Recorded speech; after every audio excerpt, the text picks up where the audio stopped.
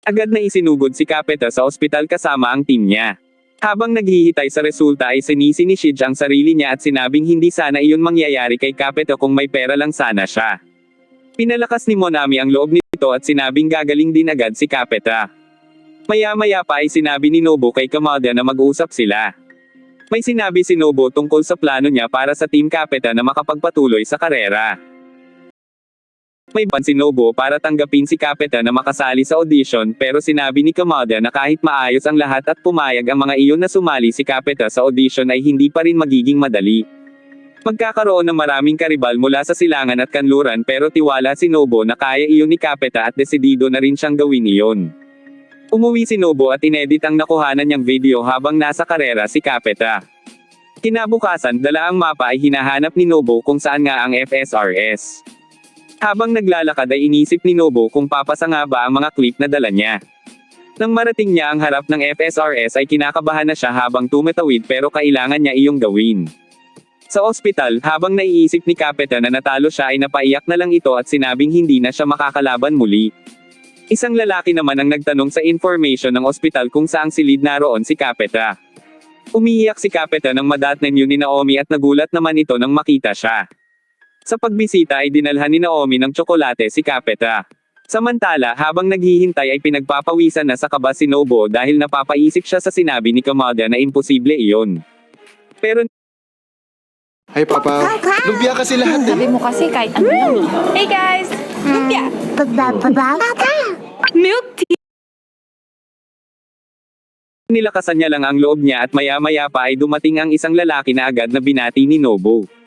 Nagpakilala iyon bilang Tanaka na isang tagapangasiwa sa Formula Stella. Kinumusta ni Tanaka si Capeta dahil nabalitaan nito ang nangyari, at agad na sinabi ni Nobu na maayos na iyon ngayon. Nang tanungin na si Nobu kung bakit siya naroon ay agad nitong sinabi na nagtatrabaho siya bilang manager ng Team Capeta, at nagpunta siya doon dahil may nais siyang ipakita dito. Pinuhay niya ang laptop at ipinapanood kay Tanaka ang video kahapon ni Capeta habang nasa karera sa Haruna. Ipinaliwanag ni Nobu ang mga pamamaraang ginawa ni Capeta para malampasan ang mga kalaban. Sunod niyang ipinakita ang lumang kart na ginagamit ni Capeta sa loob na ng 3 taon. Ang frame ay malubhang nasira at ang manibela ay halos hindi gumagana kaya't inayos nila iyon upang ang bigat ay mapunta sa harap sa pamamagitan ng paglilipat ng upuan paunahan hanggat maaari. Dahil doon ay nagagawa na ni Capeta ang one-sided driving at sigurado siyang si Capeta lang ang nakagawa niyon sa national sa gitna ng malakas na ulan. Humanga si Tanaka sa ipinakita ni Nobu nang bigla nitong mapansin na umiiyak iyon. Halos maubos na ni Capeta ang tsokolateng dala ni Naomi pero wala pa rin silang napapag-usapan kaya naiilang na si Capeta. Nang biglang magsalita si Naomi at sinabing hindi niya akalaing ang kart na tulad ng kay Capeta ay maimamaneho ng ganon. Dagdag pa nito na kung may utak si Capeta para makakuha ng basurang kart para magmaneho ng ganon, bakit hindi umano iyon subukang gamitin ni Capeta ng mas mahusay para makapagmaneho siya ng isang sasakyan na magpapakita ng kanyang tunay na kakayahan sa pagmamaneho. Bago umalis ay sinabi pa ni Naomi na iyon ay tapos na para sa mga talagang nag-iisip na sila ay tapos na. Patuloy na ipinapakita ni Nobu ang mga video kay Tanaka hanggang sa kung paano lumaban si Capeta sa huli. At naniniwala si Nobu na alam ni Tanaka kung bakit pero ang dahilan kung bakit napunta sa ganon ang kanilang kart ay dahil naubos na ang pondo ng kanilang team. Hanggang ikatlong karera na lang sila kaya wala na silang ibang choice kundi ang itigil ang kanilang aktibidad sa karera. Nakiusap si Nobu na payagan si Capeta na makasali sa audition para sa Formula Stellar Scholarship ngayong Agosto. Dahil hindi sumasagot ay paulit-ulit na nakiusap si Nobu hanggang sa magsalita na si Tanaka. Aminado ito na magaling si Capeta pero nadismaya ito sa pagbangga nito sa isang kalahok pero sinabi ni Nobu na desperado lang sila na ipanalo ang laban. Ngunit iginiit pa rin ni Tanaka na hindi iyon maganda.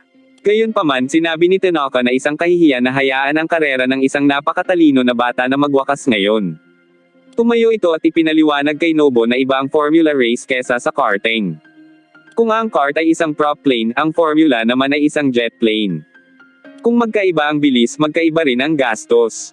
Tsaka pag nabangga ay maaaring mamatay ang driver kaya ang driver na walang pakialam sa pagbangga para manalo ay hindi maganda. Nawalan na ng pag-asa si Nobu at paalis na sana ito nang biglang kwentahin ni Tanaka ang mga gastusin kapag nakabangga sa audition na dapat umanong bayaran ng driver. Saka siya nito tinanong kung ayos lang ba iyon sa kanya. Nagulat si Nobu at tinanong kung ibig sabihin ba niyon ay tinatanggap na sila nito sa audition at agad na nagpasalamat.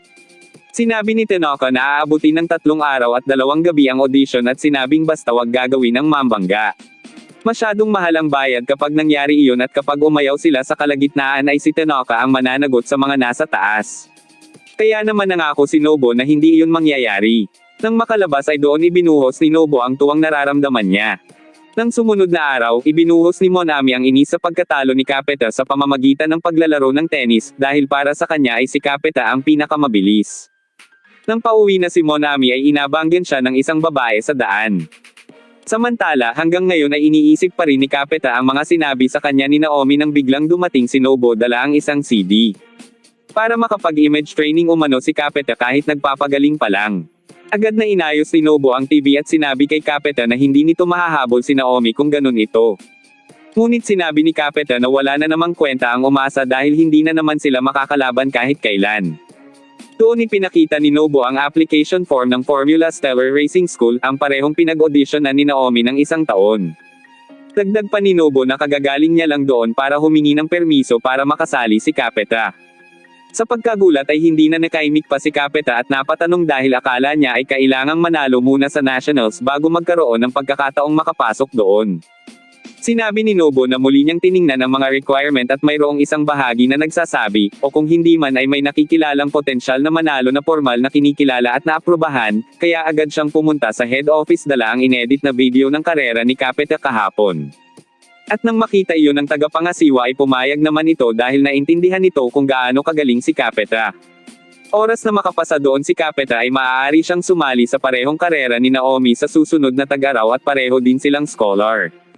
Naluha si Capeta dahil makakapagmaneho siyang muli at hindi pa tapos ang kanyang karera kaya nagpasalamat siya kay Nobu. Ngunit inamin niyang hindi niya matatalo si Naomi dahil masyado iyong magaling. Pero dahil sa suporta ni Nobu ay sinabi ni Capeta na matatalo nilang dalawa si Naomi. Sa isang restaurant ay kinausap si Monami ng nagpakilalang Tamaki mula sa Chardonnay Entertainment, at iniabot ang card kay Monami kung saan nakalagay ang mga listahan ng mga talento na pinamamahalaan nila. Doon sinabi ni Tamaki ang tungkol sa isa sa mga photographer na madalas nilang ginagamit ay nagpunta sa pag-cover ng karera kahapon at nakita niyon si Monami doon. Ipinakita ni Kuroki kay Tamaki ang mga litrato ni Monami na kinuha na nito kaya naman nakipagkita si Tamaki sa kanya. Inalok ni Tamaki si Monami kung may interes ito sa mundo ng celebrity pero damit ang nagustuhan nito. Natuwa si Kamada nang malaman ang balita ni Nobu na makakapag-audition si Capeta sa Formula Stellar, at naalala ang sinabi ni Shige na wala silang pera pero hindi na umano iyon dapat ikabahala ni Shige dahil malaki na ang mga bata. Enjoy deliciously rich all-new Jollibee Coffee Blends. Sarap! Pag haggard ka na dahil sa stress, mag-stress tabs na. Pinaalalahanan muli ni Nobu si Capeta na dapat makapasa ito dahil kung sasali si Capeta gamit ang sariling pera ay gagastos siya ng 15 million yen para lang makipagkarera sa loob ng isang season. Pero dahil magiging scholar siya ay libre na siya. Sinabi ni Kamada na noon ay kailangang may lisensya para makapagmaneho ng Formula Car pero ngayon nagagawa na iyon ng mga high school na estudyante.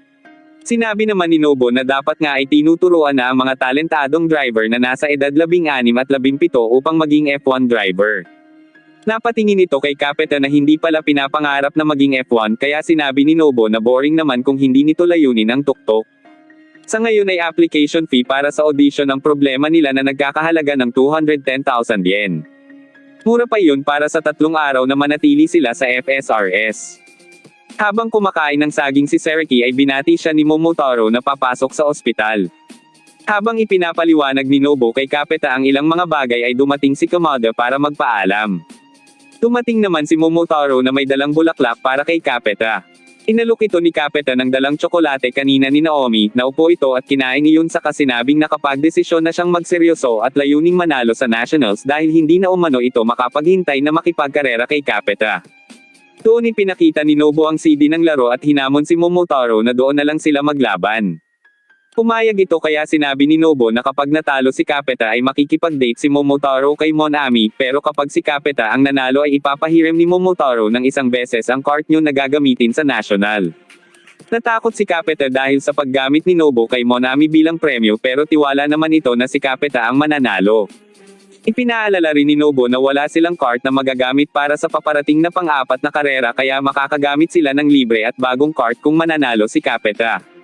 Inimagine ni Capeta kung anong pakiramdam ng makagamit ng bagong cart kaya naman sinimulan na nila ang laban.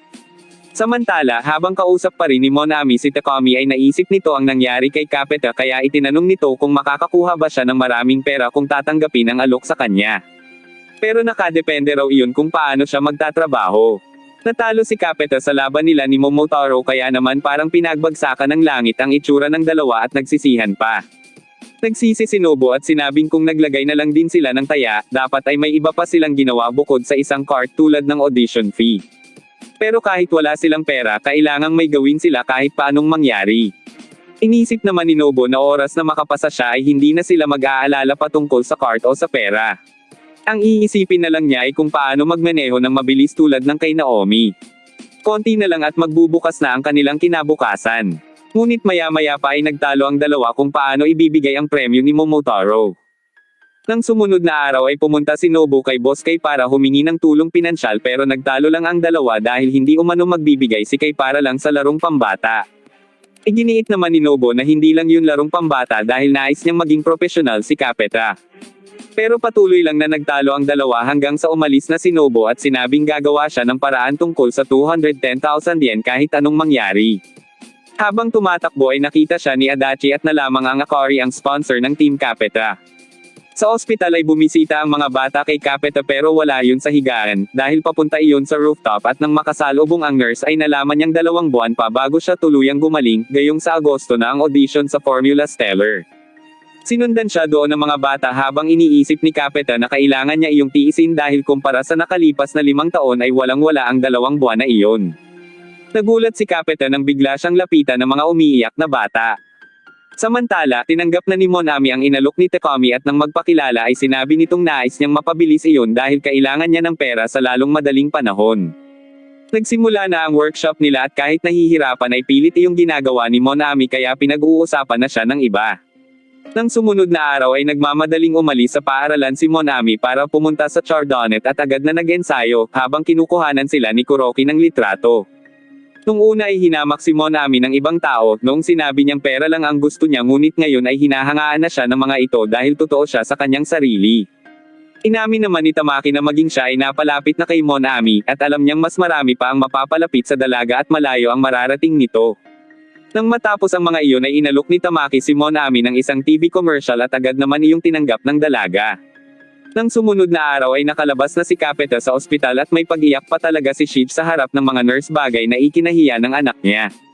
Maya-maya pa ay dumating doon si Momotaro at inakala naman ni Nobo na sasanduhan sila ng binata pero ipapaalam lang pala nito na i-date niya na si Monami.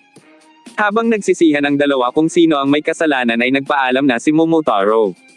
Pero maya-maya pa ay tumigil iyon para itanong kung saan ang bahay ni Monami, kaya naisip ni Nobo na sumama sila ni Capeta para mapigilan nila si Momotaro dahil sigurado naman itong tatanggi si Monami. Nang makarating kina Monami ay ang ina nito ang nakausap nila kaya nalaman ng dalawa na umalis iyon para sa trabaho. Gulat na gulat ang dalawa nang malaman na gagawa ng commercial ang kaibigan. Habang kinakausap ni Tamaki si Monami ay dumating doon si Minamoto, ang kanilang kliyente. Dahil doon ay napilitan na lang si Monami na bumati kay Minamoto. Hindi pa rin makapaniwala si Nobo na gagawa ng commercial si Monami kaya inisip nito na pinipilit lang si Monami na gawin ang bagay na iyon kaya plano nilang bawiin iyon. Nang biglang makialam si Momotaro at sinabing siya na ang bahala kay Monami. Habang kinukuhanan si Monami ay napansin ng direktor ang busangot niyang mukha kaya nakipagpalit si Minamoto ng pwesto sa nagmamasahe at sinadyang masaktan si Monami para lumabas ang ekspresyon nito. Biglang dumating si Naomi para ibigay sa ina ang report sa ikatlong karera ng M4. Maya-maya pa ay kinuha na ang huling eksena ngunit nagkaroon ng problema dahil sa itsura ng kapartner ni Monami. Nang biglang dumating si Seriki at sina Capeta kaya inisip ni Minamoto na naroon sila para suportahan ang kaibigan, ngunit sinabi ni Momotaro na naroon sila para iligtas ang benihag umanong si Monami. Dahil naroon si Naomi ay nagpasalamat dito si Capeta sa pagbisita nito sa kanya. Nang biglang tumawag ng pogi ang direktor kaya nagfeeling si Momotaro na siya ang tinutukoy pero si Naomi pala. Ito ang napiling ipalit sa partner ni Monami, bagay na lihim na ikinainis ng dalaga at pilit na kinumbinsi ang sarili na trabaho lang iyon. Maging sina Nobo at Capeta ay pinatulong na rin sa ginagawang commercial na iyon. Dahil sa pagsiselos ay niyapakan ni Nobo ang gown ni Monami nang dumaan ang mga ito dahilan para mapunit ang tela at saka nagkunwaring walang alam. Galit na galit si Monami kaya hindi nito tinigilan si Nobo. Natuwa ang direktor dahil iyon daw ang eksenang hinahanap niya para sa commercial. Nang sumunod na araw ay iniabot ni Monami kay Capeta ang sobrang may lamang 20,000 yen. Malayo pa sa kailangan nilang halaga pero sinabi nitong hahanap pa naman siya ng ibang trabaho. Sa pagbabalik ni Capeta sa eskwelahan, kinumusta siya ng kanyang mga kamag-aral. Nang biglang dumating si Nobo, dala ang binili nitong magazine kung saan naroon ang litrato ni Capeta nung nanalo siya ng second place. Maya-maya pa ay tumawag kay Nobo ang boss at sinabing may dumating doon na pink na cart. Agad yung pinuntahan ni Capeta at nalaman nilang galing iyon kay Momotaro. Kasama ng cart ay ang sulat na nagsasabing hindi naging maganda ang date nila ni Monami, pero alang-alang sa kanilang pagkakaibigan ay ipapahiram ni Momotaro ang cart na iyon para sa ika-4 na karera sa Japan National Kart. Napatanong naman si Kai kung sino si Momotaro kaya ipinaliwanag yun ni Nobo sa boss. Sinubukang sakyan ni Capeta ang cart at sinabi naman ni Nobo na sana ay hindi iniisip ni Capeta na imaneho ang cart na iyon sa ika-4 na karera. Sa July 11 na ang ika-4 na karera sa Japan National, isang linggo na lang mula ngayon at hindi pa rin magaling ang ribs ni Capeta kaya tatamaan na naman yun kung lalaban muli ito. Pag nangyari yun ay 2 buwan na naman siyang hindi makakalaban at maapektuhan din ang audition niya sa Formula Stellar, kaya dapat ay pahinga muna siya sa pagdadrive ngayon. Nang hawakan ni Capeta ang manibela ay naisip niyang nasa isa siyang karera at ng parteng kurbada ay naramdaman niya muli ang sakit ng ribs niya kaya sinabi ni Nobo na itigil niya na yon. Umalis na lang si Capeta para maglakad kasama si Zuka. Muling tinanong ni Nobo si Boss Kai kung napag-isipan na ba nito sa pinag-usapan nila ng nakaraan pero sinabi ni Kai na tapos na ang usapang iyon. Pero sinabi ni Nobo na hindi siya susuko. Habang nagtatrabaho ay muling naalala ni Shige ang nangyari sa anak pero hindi niya iniintindi ang pagsakit ng likod niya. Nilapitan siya ng katrabaho niya at sinabing dala na iyon ang pagod dahil hindi pa ito nagdi-day off nitong mga nakaraang araw kaya naman niyaya siya nito na mag-inom. Hindi pumayag si Shige dahil may trabaho pa umano ito at kailangan niya ng pera. Habang alaga si Zuka ay naisip ni Capeta na kailangan niya ng part-time job para makabayad sa utang sa ospital, nang bigla niyang madaanan ang isang TV na nagpe-play ng karera at inisip niyang siya iyon. Dumating si Nobo at alam na agad niya ang iniisip ni Capeta kaya muli niya itong pinaalalahanan na pahinga muna sa karera. Hanggang sa pagtulog